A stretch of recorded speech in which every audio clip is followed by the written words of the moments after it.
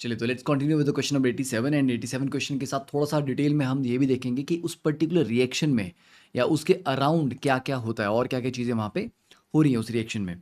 ठीक है, चलिए देखिए। तो question is about the diborane react with ammonia to produce dense white fumes of A. अब डाइबोरेन आपको पता है कि इलेक्ट्रोफिलिक कंपाउंड है, राइट उसके पास इलेक्ट्रॉन डेफिशिएंसी है।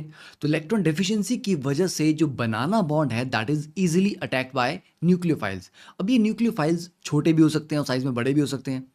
तो अगर हम स्मॉल न्यूक्लियोफाइल का अटैक कराएं या फिर लार्ज न्यूक्लियोफाइल का अटैक कराएं, will it be the same? No, it will not be same. The way the diborane breaks, ठीक है, कि डाइबोरेन मॉलिक्यूल किस तरह से स्प्लिट होता है, किस तरह से उसमें ब्रेकिंग ऑफ बॉन्ड्स होगा, that will be different in both cases. तो that is what we are about to study. तो दोनों केसेस देखते हैं कि स्मॉलर न्यूक्लियोफाइल और लार्जर न्यूक्लियोफाइल के साथ डिफरेंस क्या आता है। तो ब्रेकिंग ऑफ बनाना बॉन्ड दो तरीके से हो सकती है, one is symmetrical, one is unsymmetrical. Symmetrical का मतलब वो जैसे ये आपका डाइबोरेन है, ओके।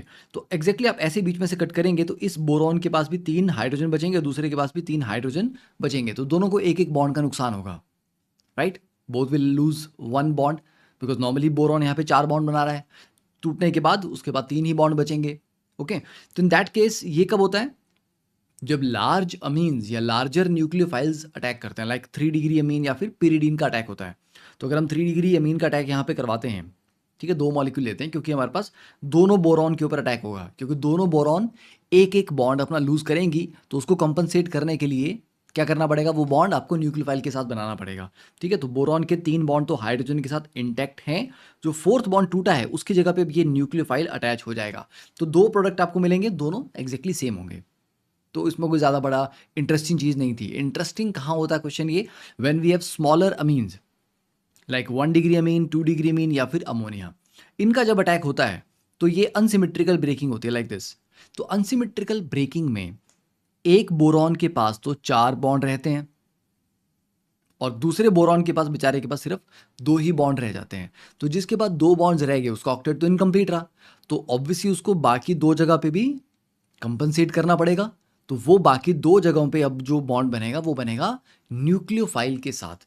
तो एक हिस्सा आपका बनेगा BH4 1 नेगेटिव और दूसरा जो पार्ट बनेगा वो बनेगा BH2, और जैसे कि हमने अमोनिया का अटैक करवाया था तो BH2 NH3 ट्वाइस 1 पॉजिटिव। तो एक कैटायन पार्ट है, एक हमारे पास यहाँ पे एनायन पार्ट है। तो ये देख लीजिए, ये था क्वेश्चन आपको पूछा गया कि डाइबोरेन पे अमोनिया का अटैक होगा तो क्या होगा, तो यहाँ पे अनसिमेट्रिकल ब्रेकिंग ऑफ बॉन्ड्स होगा, राइट। अब ये आपका जो स्टार्टिंग आपको लिखा हुआ है, produce dense white fumes of A, this complex is the ए। अब इसको स्लाइटली हीट किया जाए तो ये कन्वर्ट होता है बोराजीन प्लस H2 में। तो क्वेश्चन में लिखा भी गया है ना, एक कंबस्टिबल गैस बन रही है यहाँ पे। तो A is solid at room temperature, on heating under pressure it releases a combustible gas. वो कंबस्टिबल गैस आपकी हाइड्रोजन है, to produce a liquid B, वो लिक्विड बी जो है आपका that is borazine. And finally white colour solid C, उसके बारे में बात करते हैं। तो इन्होंने number of hydrogen in B पूछा हुआ है बोरेजीन में। तो बोरेजीन क्या आपका B3N3H6, तो उसमें 6 हाइड्रोजन है, तो आंसर इज 6।